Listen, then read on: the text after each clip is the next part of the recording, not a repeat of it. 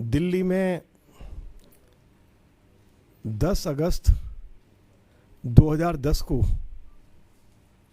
जब दिल्ली में भी कांग्रेस की सरकार थी और केंद्र में भी कांग्रेस की सरकार थी, दिल्ली की लगभग 92 अनऑथराइज्ड कॉलोनीज में लगभग 1 दर्जन प्राचीन गांवों में ओजोन लगा दिया गया।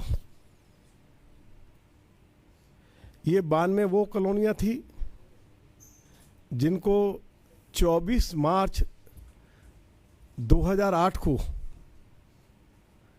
दिल्ली और केंद्र की सरकार ने नियमित कर दिया था, नोटिफिकेशन जारी हो गया था। जब इन अनऑथराइज्ड कॉलोनीज में रहने वाले लोगों ने और हम सभी ने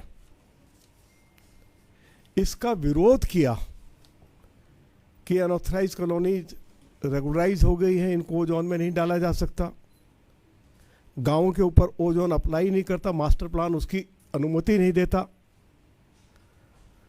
तब 28 सितंबर 2013 को डीडी अथॉरिटी की बैठक हुई, जिसकी अध्यक्षता दिल्ली के उस समय के उपराज्यपाल श्री जंग जी ने की।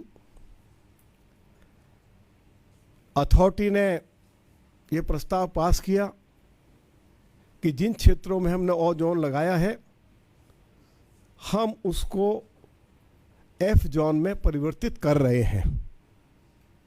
अपना फैसला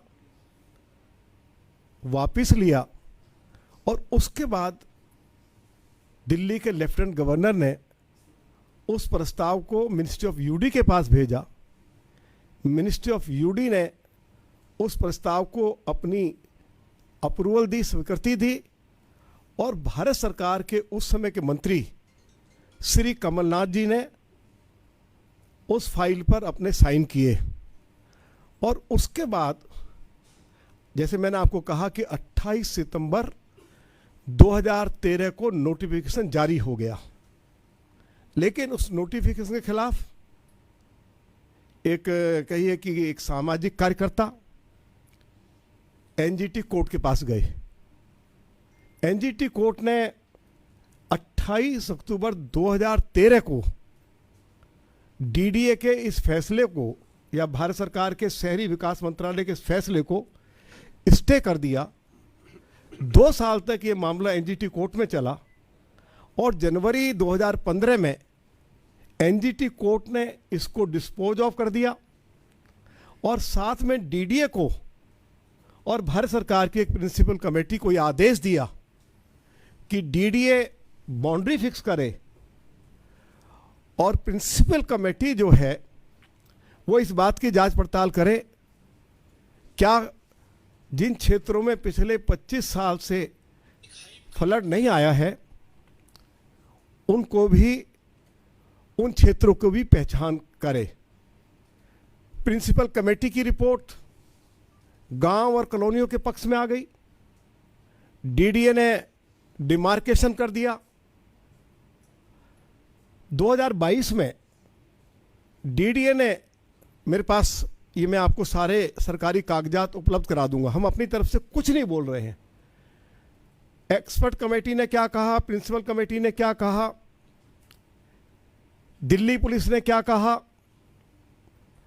क्योंकि डीसीपी हेडक्वार्टर ने कहा कि जिन क्षेत्रों में ओजोन लगाया गया है यमुना से 3.5 किलोमीटर 4 किलोमीटर दूरी पर है।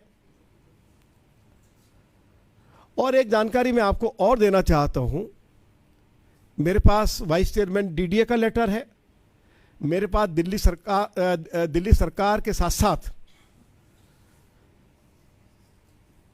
डीडीए के डायरेक्टर प्लानिंग का आदेश की कॉपी है, जिसमें यह कहा गया है कि ओजोन गांवों के ऊपर अप्लाई नहीं करता है।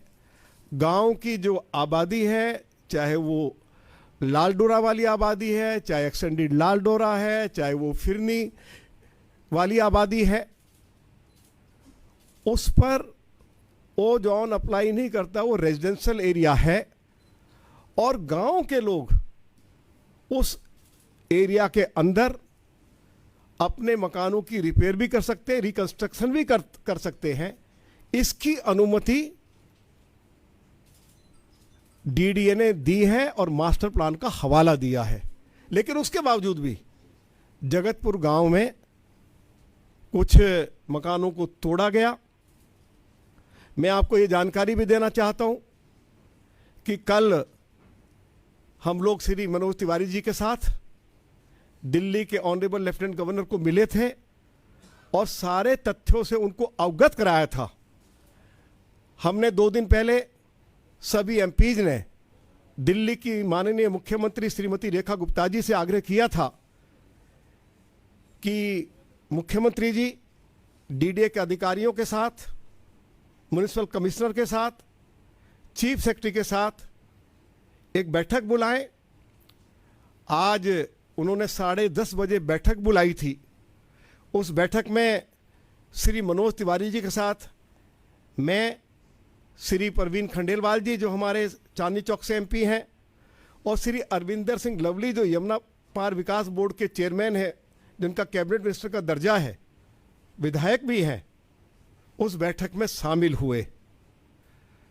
ये स्पष्ट हो गया है कि चाहे वो गांव हो चाहे अनऑथराइज कॉलोनीज हो, जो ये भ्रम फैलाया जा रहा है कि सारी कॉलोनियों को तोड़ दिया जाएगा, उजाड़ दिया जाएगा, भ्रमित होने की आवश्यकता नहीं है। पुरानी आबादी को टच नहीं किया जाएगा, कोई पुरानी आबादी का घर नहीं तोड़ा जाएगा। लेकिन यदि कोई नई कंस्ट्रक्शन करेगा तो डीडीए एमसीडी कार्रवाई करेंगे। नई कंस्ट्रक्शन पे पूरी तरह से दिल्ली हाई कोर्ट ने रोक लगाई हुई है। हम ओजोन में जितनी भी जो अनऑथराइज कॉलोनीज हैं, जो गांव हैं, हम सभी से आग्रह करते हैं कृपया जब तक अंतिम फैसला आता है तो नई कंस्ट्रक्शन ना करें। ये हम लोगों से अपील करने के लिए जा रहे हैं।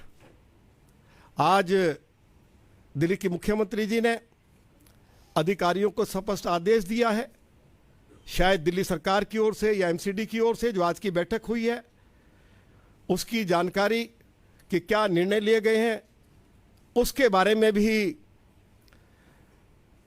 दिल्ली सरकार की ओर से कोई ना कोई जानकारी मीडिया को दी जाएगी। हम भारत के यशस्वी गृह मंत्री आदरणीय श्री नरेंद्र मोदी जी के प्रति बहुत आभारी हैं कि लगभग 40 साल के बाद दिल्ली में उन्होंने 1511 कॉलोनियों को नियमित किया, उनको मालिकाना अधिकार दिया, उनको रजिस्ट्री दी जा रही है और देश के यशस्वी प्रधानमंत्री आदरणीय श्री नरेंद्र मोदी जी ने दिल्ली सरकार को, दिल्ली की मुख्यमंत्री श्रीमती रेखा गुप्ता जी को निर्देश दिया कि जिन अनऑथराइज कॉलोनीज को रेगुलराइज कर दिया गया है उनमें सभी बेसिक एमिनिटीज उपलब्ध कराई जाएं। मुझे इस बात की खुशी है, कल सोनिया विहार में दिल्ली की मुख्यमंत्री श्रीमती रेखा गुप्ता जी ने 150 करोड़ रुपया उनकी सरकार सीवर लाइन डालने पर खर्च कर रही है। श्रीमती रेखा गुप्ता जी की सरकार ने दिल्ली की अनऑथराइज कॉलोनीज में सभी तरह की बेसिक एमिनिटीज देने के लिए लगभग 2000 करोड़ रुपया उपलब्ध कराए हैं। सभी अनऑथराइज कॉलोनीज में विकास के कार्य तेजी से शुरू किए गए हैं। गांवों के लिए श्रीमती रेखा गुप्ता जी की सरकार ने पिछले 2 सालों में, क्योंकि अब दूसरा साल चल रहा है उनकी सरकार का, 2 सालों में उन्होंने 3000 करोड़ रुपया गांवों के विकास के लिए दिया है। इतनी बड़ी धनराशि कभी भी आज़ादी के बाद किसी सरकार ने गांवों के विकास के लिए नहीं दी। हम दिल्ली की मुख्यमंत्री श्रीमती रेखा गुप्ता जी के प्रति बहुत आभार व्यक्त करना चाहते हैं और सभी अपने उन लोगों को जिनकी कॉलोनियां ओजोन में हैं, जिनके गांव ओजोन में स्थित हैं, उनको भयभीत होने की जरूरत नहीं है, उनको भ्रमित होने की जरूरत नहीं है। उनके साथ न्याय किया जाएगा और जल्दी ही इन कॉलोनियों से और गांवों से ओजोन हटाया जाएगा, जिससे कि इन कॉलोनियों को भी 1511 कॉलोनियां जिनको नियमित किया गया है उस सूची में सम्मिलित किया जा सके और इन कॉलोनियों के लोग भी बिल्डिंग बायलाज के मुताबिक अपना नक्शा पास करवाकर अपना घर बना सकें, ये जानकारी भी मैं आपको देना चाहता हूं।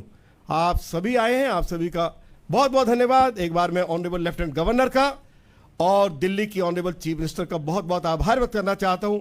आदरणीय श्री मनोज तिवारी जी का धन्यवाद करना चाहता हूं कि उन्होंने इस पूरे मूवमेंट को लीड किया है। लोगों के बीच में भी जाके 10-10 हज़ार लोगों के बीच में जाके इन्होंने स्थिति को स्पष्ट किया है। मैं एक बात कह के अपनी बात को समाप्त करूंगा कि जब ओ जॉन लगा था तब केंद्र में और दिल्ली में कांग्रेस की सरकार थी। जब हाई कोर्ट में रिट फाइल की गई तब दिल्ली में आम आदमी पार्टी की सरकार थी। आम आदमी पार्टी के नेताओं को यह बताना पड़ेगा कि 11 साल में आम आदमी पार्टी की सरकार ने इन 92 कॉलोनियों में रहने वाले लोगों के और गांवों के लोगों के पक्ष को ठीक से क्यों नहीं रखा था। इसकी जवाबदेही भी कांग्रेस और आम आदमी पार्टी की है। इसका जवाब उनको देना पड़ेगा। बहुत बहुत धन्यवाद।